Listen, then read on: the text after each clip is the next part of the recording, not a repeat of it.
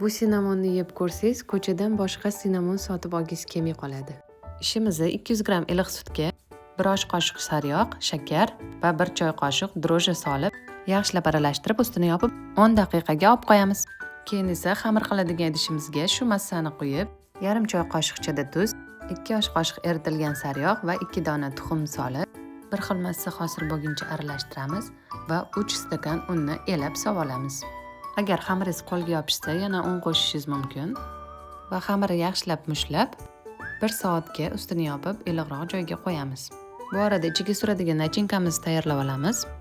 Buning uchun 2 osh qoshiq shakar va 2 osh qoshiq koritsa kerak bo'ladi. Men bunga o'zgartirish kiritib, 1 dona olmani ham cho'rkadan chiqarib qo'shib yubordim. Endi esa oshib chiqqan xamirimizni qo'limiz bilan yaxshilab yoyib olamiz. Yumshoq xamir bo'lgani uchun qo'lda yoyiladi. Endi esa bunga sariyog'ni eritib, surtib chiqamiz. Va uni ustiga tayyorlab olgan nachinkamizni ham surib olamiz. Xohishga ko'ra nachinkani o'zgartirishingiz mumkin.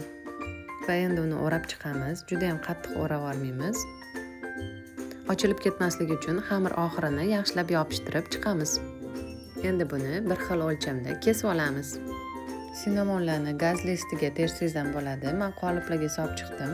Keyin esa bularni duxovkaga yuborishdan oldin ustini paket bilan yopib, yana 15 daqiqaga qoldirsak, juda ham ajoyib bir sinamonlar tayyor bo'ldi. Buni ustini xohlasangiz shokolad bilan, xohlasangiz gushonka bilan bezatishingiz mumkin.